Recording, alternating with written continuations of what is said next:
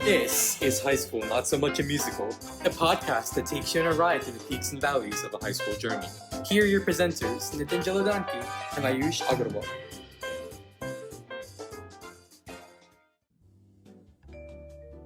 Hello everyone and welcome back to another episode of High School Not So Much Musical. Today we're joined with Mr. Elliot Thomas, who is a teen rapper. So Elliot, if you could talk about who you are, what you do, and if you could just give a general introduction of yourself, that'd be awesome. Yes, of course. First and foremost, I want to say I wish I was still a teen, but I'm not. I'm in my mid-20s, but I'm very connected to like everybody that's in like school, whether it's high school or college, and I feel the connection. But I'm Elliot Thomas, also known as Elliots Background. That's my recording rap name. I'm a versatile rap artist, but my core genre is hip hop soul. I'm from the Bronx, New York, and I also was raised in upstate New York, which is about like 3 hours up north from New York City. I got into music at 15 years old while I was in high school, but also battling with, real life situations I was going through, like being homeless, sleeping house to house. And I always had a love for music. So I always felt like, storytelling music, soulful music is the best music because it can help uplift, inspire, and it can also make people reflect on themselves, and it could be very therapeutic. So I just wanted to, just put everything I was going through on paper and get in the studio, and I took it serious at 21 years old, about 5-6 years ago, and I've been at it ever since. So yeah, that's a small brief background of who I am and where I come from. Great to hear. Yeah, and obviously like every high schooler is super into music. We kind of, having like such a stressful environment in high school, constantly having to worry about extracurriculars, academics, like SAT, ACT, etc. Like music has always, I think I can speak for high schoolers as commonality, like music has always been like a kind of outlet to kind of get lost in something that's not your reality at the current moment. So if you could talk about how you kind of shifted that love for music from just being that, like a love listening to it, to actually starting to record music, edit music, and kind of become a rapper essentially. Yeah, so of course I was a fan of music. Like I'm a fan of all types of music, like you name it. I'm just a fan of just music in general. But like I said, I think it was like, once I was listening to a lot of like storytelling artists like J. Cole, Nas, like Jay-Z, Lil Wayne at the time, I just felt like, I had a story to tell too as well. And just like Biggie Smalls, RP to Biggie Smalls, he got a song called "A Story." I got a story to tell, and I always felt like I had a story to tell. So my transition was kind of easy, but it was difficult at the same time because I always knew how to write good music, but I didn't know how to like record it. I didn't know how to like flow. I didn't know how to like, switch up my deliveries and flow on a track. So that was the process I had to learn while I was in high school, from like 15, 16, and all the way up until I would say like 21. So the transition was difficult at first, but not really, because being a fan of music, you already like recite other your favorite artists' words and stuff like that. But just doing it on your own, it's just more of a responsibility. So it was 50-50. It was easy and hard at the same time. Yeah, definitely. And kind of like being a teenager can also kind of affect that, right? Because if you're constantly in an environment where you're getting exposed to new things, you're going through puberty, that obviously kind of affects what you kind of do in your free time, how your like perception of the world changes, etc., which you obviously talked about. Yes. If you could actually talk about, what are as you mentioned, you loved all forms of music, but there's got to be, maybe some artists or some types of music that you love the most. I'm assuming that one of the types of music you probably love the most is rap, which is why you decided to get into it. But if you could talk about maybe your favorite artists in rap, as you talked about growing up listening to Nas, Lil Wayne, Jay-Z, J. Cole, Obviously, those are all still very popular artists. So if you could talk about Right. what are some of your what are some of your favorite artists and favorite songs by them, and kind of why you like them. Did any of the songs like really create like an emotional connection with you, etc.? Yeah, so I have a bunch of favorite artists, but I would say the top 5 artists who inspires me, not only as a fan of music, but as an artist. I'm gonna go down the list, all different genres. There's Michael Jackson, no specific order. Michael Jackson, Tupac Shakur, Bob Marley, Marvin Gaye, and Sade, which a lot of them is from like 80s and 90s. Because like I said, back in those days, I feel like the music was more meaningful. Like you can actually sit with it. You can play it on a vinyl and feel very connected, from your soul to the music. And I would say that that's one thing that I love about like music in general, is that it definitely helps with everything you're going through. And other genres of music, my favorite genre of music is soul music, like so just plain soul music. Yes, I love rap, but if it wasn't for soulful music like souls and blues, I feel like rap wouldn't even be a genre that it is now. And like I said, soul music is self-explanatory. It speaks to your soul directly more than any other genre. But I also like pop. I like a little bit of country music, like you'll be surprised. I like music like from artists like Nickelback, Linkin Park, One Republic, so Adele. I like, all those different artists, and those are all different genres. So like I feel like, I just have a good ear for music. Like I said, pop, hip hop, rock and roll, even rock and roll, like Guns N' Roses. Like, I'm just a fan of music, and I feel like all of the artists inspire me with my craft.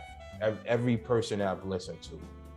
Wish I had enough time to go down the list, but yeah, those are just, some that I could think of off the top of my head. So I'm looking at your, Linktree and Matchmaker bio right now, and one of the things that I found interesting was this thing that you had on there called Urban Healers. So I'm not sure if I'm pronouncing the first word correctly. Is it urban or urban?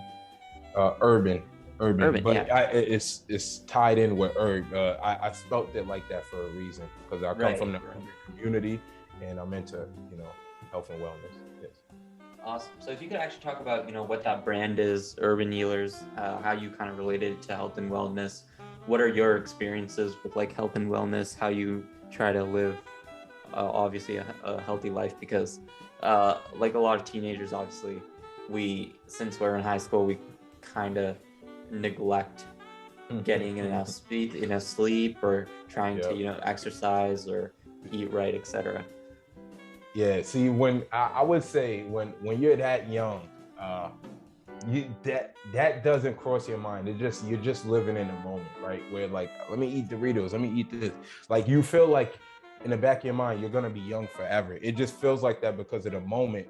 It feels like the moment is gonna be there forever because you're living in it, right? So I dealt with that myself, and I can relate probably 100 or 200%, especially when you're into sports. Like you feel like because you work out every day or you play basketball or any type of sport, you feel like, oh, that's just, I could just eat whatever, which that is not the case. So about Urban Healers. Urban Healers is a herbal medicine / remedy brand that I created in 2019, the end of about like 6 months before COVID, the end of summer 2019. I was already working into health and wellness. I started working for a Muay Thai gym in 2016 called Koban's Muay Thai Gym. It's very big here in New York City in Midtown Manhattan. And then it wasn't until 2017 I started working into an infrared sauna called Higher Dose. And I had to be like, I was the head guy, like cleaning and being the front desk. I was the first guy at their company and then the Forbes list. So I was always using the infrared sauna. And not only that, I always like even as when I played basketball and stuff, I always like ate bananas, and you know, I would have a balance, or try my best to, because of my situation. So I would like always love granola bars and stuff like that. I just made sure that that was the main thing I started, you know, eating more as I got older. And like I said, Urban Healers, you know, we provide like tinctures, CBD salves, which is like balms to rub for like muscle and joint pain, tinctures for like detoxification. And tinctures are just like liquids you squeeze into your mouth, you know, take like 2 to 4 droplets, you know, a day, and that will help with your overall health. And like I said, and the main person who inspired me, even to this day, when it comes to longevity with your health and taking care of your body, is the great basketball superstar, Lebron James. Like, I think he was the first one to get me into like health and wellness, as far as like being open-minded. And then I studied Dr. Sebby, rest in peace to Dr. Sebby, but I studied Dr. Sebby, which is like one of the most known like herbalists when it comes to you know, the Black culture, and in any culture in general. But he is definitely got into urban. He helped me, you know, into herbal medicine just by, you know, researching him up. And then it wasn't until 2018, like I said, till I started taking it very, very serious. 2019, and I've been on this path ever since. It's a struggle, but you know, it's inspiring. And I just, as long as I help people with my knowledge or with my products, even if it's one person, that helps me out internally. So yeah. So I think there was a lot to unpack there, because Yes. I myself am into a lot of this health and wellness kind of stuff. So you talked about LeBron James, and I remember watching, I think there's a pretty viewed video on YouTube about how LeBron spends like millions each year on his fitness, and it kind of talks about, you know, like the personal training, then the cryo chamber recovery, and the diet, everything else that like kind of goes into making this dude last and still being such a awesome player at his age. And so if you could talk about, you know, number one, some of the tactics that LeBron uses and what you think is so effective about them. And then number two, you mentioned Dr. Sebby, and I do remember like faintly reading about Dr. Sebby and his kind of like, I think it was a vegan diet, but it was kind of special because it was based on this theory of alkalines and the importance of like having a very balanced profile among these specific alkalines. So if you could talk a little bit about what exactly like Dr. Sebby promotes from that perspective, and how that, like how Dr. Sebby's kind of ideas have worked out for you when you in 2019 kind of shifted to them. Yeah, so like for the first question, like I said, like with LeBron James, what inspires me from, and I watched that video clip that you're talking about on YouTube too as well, years back. But I would say his plant-based smoothies, you know, what his trainer be having him on. And I've tried some of I personally tried some of the things he used, you know, like Normatec. I tried that because, like I said, when I worked at Infrared Sauna company, they was just one company that was in the health and wellness center. So you can use other companies like products if you work inside the space. So if they could use the sauna, you could use the Normatec. You could use the cryo chamber. So I've tried that myself personally, and you can feel the difference. Like, it don't need to speak for itself. Like, you can actually just feel like when you come out the cryo chamber, it might be intense, but when it's done, you feel your muscles be relieved. When you come out the Normatec, after the compression of your legs, you just feel rejuvenated, and you just feel restored. Like, you feel like you can go for another workout, or you can feel like, all right, I've recovered enough. As far as like Dr. Sebby, his alkaline diet, like I don't agree with everything Dr. Sebby say, right? Like, especially in an alkaline diet, but I do agree with a lot more than half of, you know, his diets and routines. And what definitely helped me was the bladder and the sea moss, like especially the sea moss. Sea moss is number one. The sea moss definitely like help with the minerals I need naturally, and not just getting it from vitamins, because the sea moss have natural minerals that 92 of the minerals that your body, 92 out of the 100 minerals that your body need on a daily. So I feel like, that's definitely been very beneficial for me, just by waking up, taking it, and how it just like clean me out. It helps with like, support your thyroids. It helps energizes you, and there's so much more I can say. But definitely the sea moss, the bladderwrack, and burdock root. Burdock root is an herb, and it's like a blood cleanser too as well. It cleans your blood out. So, and it's a detoxifier. It's one of it's one of the top detoxifier herbs that you can use, just to clean out your whole entire system.